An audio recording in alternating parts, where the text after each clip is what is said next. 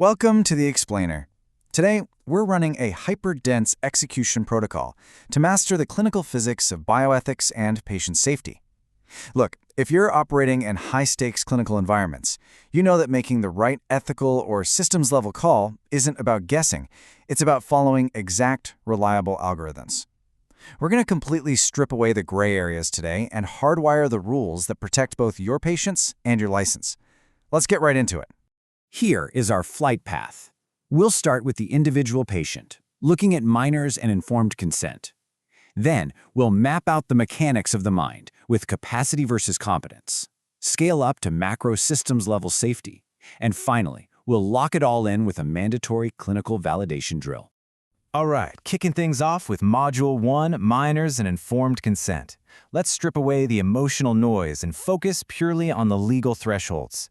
The absolute bedrock physics driving these decisions is this constant, pulling tension between a patient's autonomy, their ultimate right to self-determination, and our absolute professional obligation of beneficence, which is acting in their best medical interest. When you're dealing with minors, this tension is dialed all the way up to a 10, simply because legally, they generally can't consent to their own medical treatment. But as we're about to see, there are some highly specific exceptions to that rule. Think of this as a hard, non-negotiable boundary between a clinician's bedside judgment and a judge's official legal declaration. On one side, we have the mature minor. This is a clinical judgment you make, usually for a patient over 14, who clearly demonstrates they can truly understand risks and benefits. On the flip side, the emancipated minor is a legal adult status. If they are married, serving in the military, or completely financially self-supporting, they do not need parental consent, period. But what if they aren't emancipated? Well, this is where you have to rigorously filter out what we call Step 2 noise. That noise almost always includes heavy emotional appeals from non-custodial parents or distant relatives trying to intervene. Legally speaking, unemancipated minors can consent entirely independently for a few highly specific, sensitive treatment pathways. We're talking sexually transmitted infections, contraception and pregnancy care, and substance use treatment. In these specific domains, the minor's autonomy is strictly legally protected. Now here's a massive procedural variance. What happens when parents refuse life-saving care? Let's say you have a 4-year-old diagnosed with acute lymphocytic leukemia, and the parents flat out refuse highly effective chemotherapy in favor of an herbal therapy. You've got a massive conflict between parental autonomy and medical beneficence. Because this is a life-threatening pediatric emergency and the parents are refusing evidence-based care, the protocol is crystal clear. You must obtain a court order to override the refusal and treat the patient. You absolutely cannot just stand by, but you also can't act illegally without that court mandate unless it's a true seconds count emergency. Moving right along to Module 2, Capacity versus Competence. Let's see how this shifts when we move from age-based rules to evaluating the capacity of the mind itself. So the crucial distinction to make here is dynamic versus static. Competence, that's a global, static legal status determined in a courtroom by a judge. Capacity, on the other hand, is dynamic. It's decision-specific, and it is determined right there at the bedside by you. You don't need a psychiatrist, and you definitely don't need a judge to determine decision-making capacity. Any physician can, and honestly must, make this dynamic assessment when a patient is facing a high-stakes choice about their care. To execute this assessment flawlessly, you've got to walk through a very specific 4-step chronology map. You can't just ask if they know what year it is and call it a day. First, they have to express a consistent choice. Second, they must actually demonstrate an understanding of their diagnosis and the associated risks. Third, they need to logically reason through their clinical options. And finally, they have to appreciate the real-world significance of that choice for their own personal circumstances. If a patient with, say, dementia or a psychiatric disorder passes these exact 4 steps for a specific decision, then they have capacity for that decision.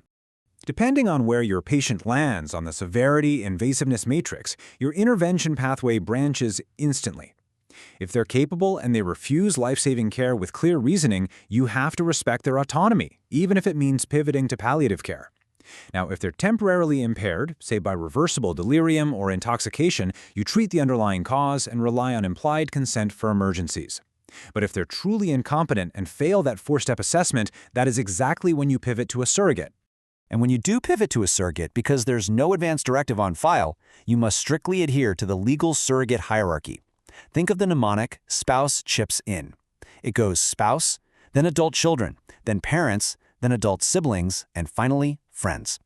You have to actively filter out anyone who doesn't hold priority to avoid total legal and ethical chaos at the bedside.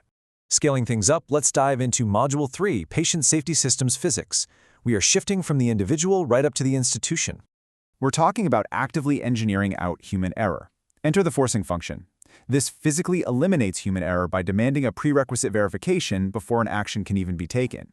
It's like a computer system that physically will not unlock a blood transfusion container until you scan the correct patient ID.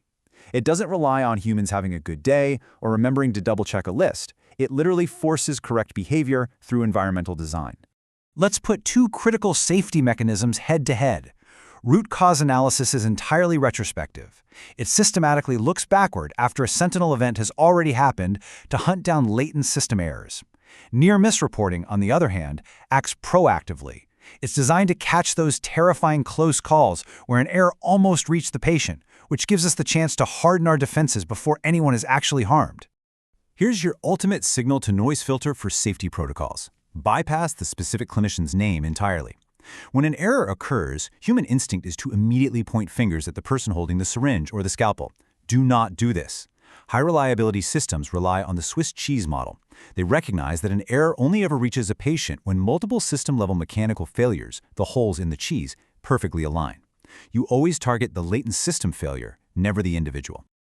Okay, time to put this physics into practice. Let's run a mandatory clinical validation drill to see how these algorithms actually hold up against real-world friction.